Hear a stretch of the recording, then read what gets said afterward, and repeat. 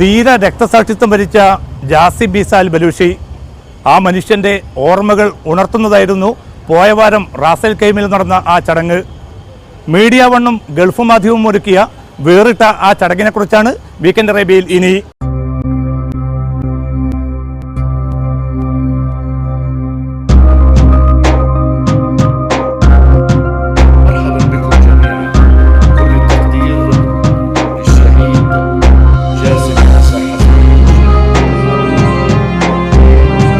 പലതുകൊണ്ടും വ്യത്യസ്തമായിരുന്നു റാസൽ ഖൈമയിലെ ആ ചടങ്ങ്.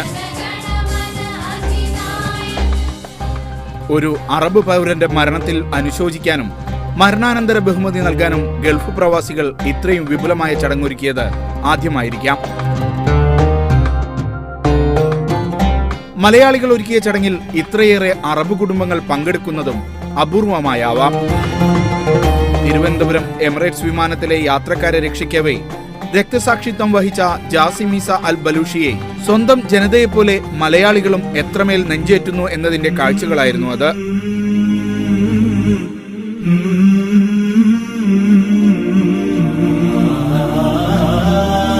റാസൽ ഖൈമ കൾച്ചറൽ സെന്ററിലെ ഇടിപ്പിടങ്ങൾക്ക് പുറമെ ഇടനാഴികൾ വരെ അഭിവാദ്യമർപ്പിക്കാൻ എത്തിയവരെ കൊണ്ട് നിറഞ്ഞു. പരസ്പരം ജീവൻ നൽകി സംരക്ഷിക്കാൻ മാത്രം പ്രിയപ്പെട്ടവരാണ് തങ്ങളെന്ന് അറബികളും ഇന്ത്യക്കാരും പ്രഖ്യാപിച്ച വേദി കൂടിയായി അത് മാറി.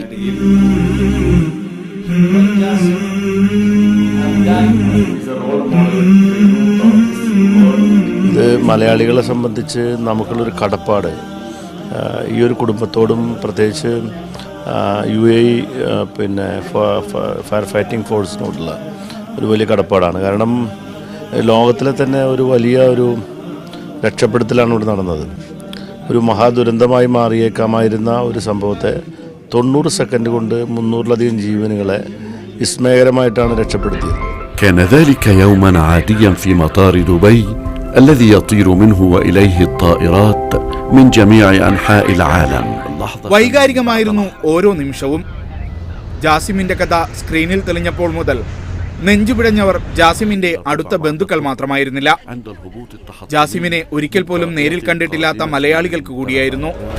ഉച്ചയ്ക്ക് 12:42 തിരുവനന്തപുരത്ത് നിന്ന് പറന്നു വന്ന EK-521 വിമാനത്തിന് റൺവേയിൽ ഇറങ്ങി പൊടുന്നനെ തീപിടിച്ചു.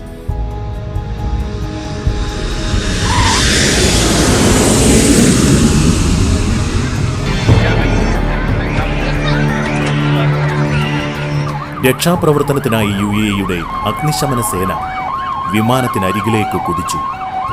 എന്തു ചെയ്യണമെന്നറിയാതെ പകച്ചുപോയ 275 യാത്രക്കാരെ ജീവൻ പണയം വെച്ച് വിമാന ജീവനക്കാരും രക്ഷാപ്രവർത്തകരും നിമിഷാർദ്ധങ്ങൾ കൊണ്ട് സുരക്ഷിത സ്ഥാനത്തേക്ക് മാറ്റി. അരികിലെത്തിയ മരണത്തിൽ നിന്ന് കുതറി 300 പേർ ജീവിതത്തിലേക്ക് ഓടിക്കയറുമ്പോൾ പകരം സ്വന്തം ജീവൻ നൽകി ഒരാൾ മരണത്തിലേക്ക് കുതിക്കുന്നുണ്ടായിരുന്നു. ജാസിം ബിൻ ഈസ അൽ ബലൂഷി.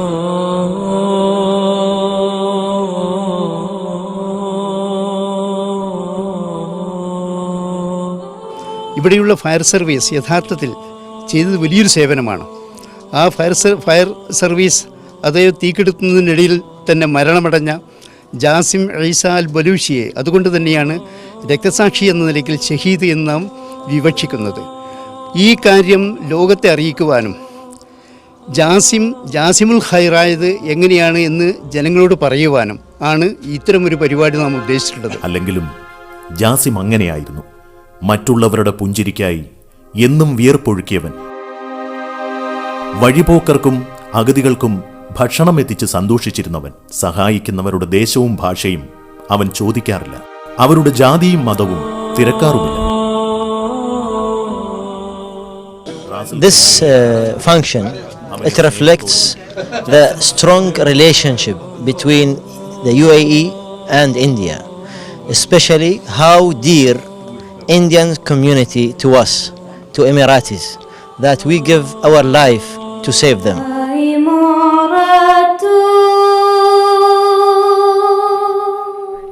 ജാസിമിനെ കുറിച്ച് അറബ് കവി ഷിയാബ് ഖാനിം എഴുതിയ കവിത മലയാളിയായ മീനാക്ഷി ജയകുമാർ ഈണത്തിൽ ആലപിക്കുമ്പോൾ നൊമ്പരങ്ങളുടെ നീറ്റൽ അഭിമാനത്തിന് വഴിമാറുന്നതും സദസ് അറിഞ്ഞു.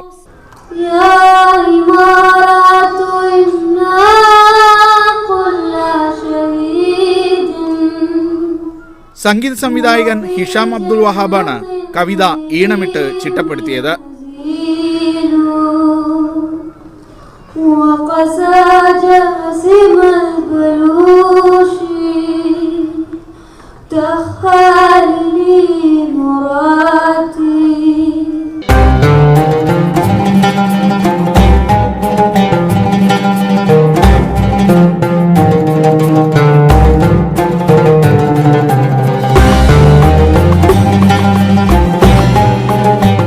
കേരള സർക്കാരും മീഡിയ വണ്ണും ഗൾഫ് മാധ്യമവും നൽകുന്ന ഉപഹാരം ഏറ്റുവാങ്ങാൻ ജാസിമിന്റെ നൂറ എന്ന കുഞ്ഞു ബന്ധുവടക്കം വേദിയിലേക്ക് കയറി വന്നു.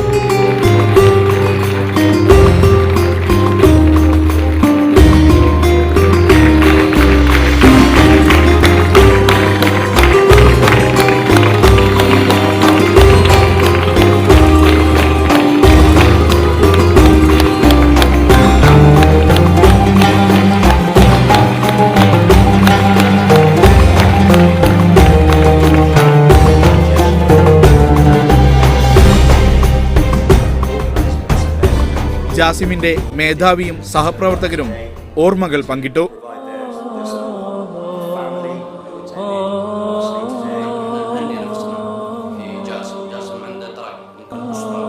മകനെക്കുറിച്ച നല്ല വാക്കുകളും അവന്റെ ഓർമ്മകളും പലപ്പോഴും പിതാവ് ഈസ അൽ ബലൂഷിയുടെയും സദസ്സിലുണ്ടായിരുന്ന മാതാവിന്റെയും കണ്ണു നനയിച്ചു.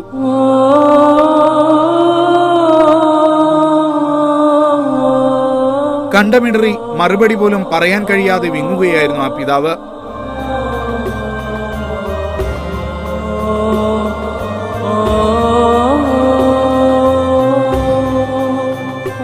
ചടങ്ങിന് നന്ദി പറയവേ റാസൽ ഖൈമയിലെ മാധ്യമം വിചാരവേദി വൈസ് പ്രസിഡന്റ് പ്രസാദ് ജാസിമിനെ സമ്മാനിച്ച മാതാവിനും നന്ദിയോതിയപ്പോൾ നിക്കാബുകൾക്ക് പിന്നിലെ ഏങ്ങലുകൾ സദസ്സറിഞ്ഞു.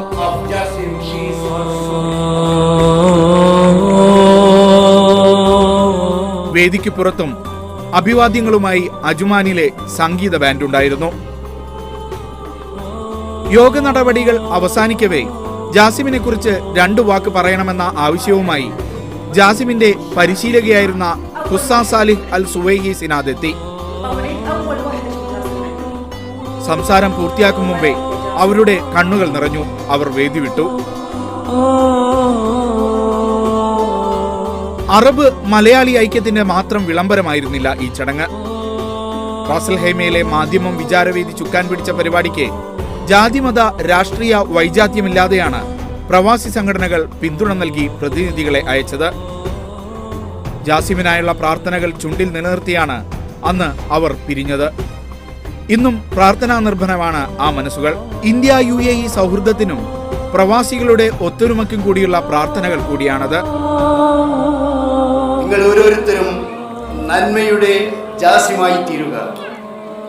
മലയാളികളായ നമുക്ക് അഭയം നൽകിയ റാസൽ ഖൈമയിലെ മണ്ണും വിണ്ണുമായി ബന്ധപ്പെട്ട ജാസിമുൽ ഖൈറിൻ്റെ മാതൃക സ്വീകരിച്ചുകൊണ്ട് ജനനന്മയ്ക്കും ജനോപകാരപ്രദമായ പ്രവർത്തനങ്ങൾക്ക് വേണ്ടി ജീവനർപ്പിക്കുവാൻ, സമയം വിനിയോഗിക്കുവാൻ, ആരോഗ്യം വിനിയോഗിക്കുവാൻ നാം ശ്രമിക്കുക. മനുഷ്യർക്കിടയിലെ മതിലുകൾ ഇല്ലാതാവുക, അവിടെയാണ് ഏതൊരു ആഘോഷവും വിജയിക്കുന്നത്. ലുലു വീക്കെൻഡ് അറേബ്യ അവസാനിക്കുന്നില്ല. ഈ എപ്പിസോഡിനെ കുറിച്ച് നിങ്ങളുടെ അഭിപ്രായങ്ങൾ, വിലയിരുത്തൽ, വിമർശനങ്ങൾ ഞങ്ങൾക്ക് പ്രധാനമാണ്. വീക്കെൻഡ് അറേബ്യയിൽ ഉൾപ്പെടുത്താൻ ആഗ്രഹിക്കുന്നവ നിങ്ങൾക്കും നിർദ്ദേശിക്കാവുന്നതാണ്. വീക്കെൻഡ് അറേബ്യയുടെ മുൻ എപ്പിസോഡുകൾക്ക് ഞങ്ങളുടെ വെബ്സൈറ്റ് സന്ദർശിക്കുക, media1tv.in.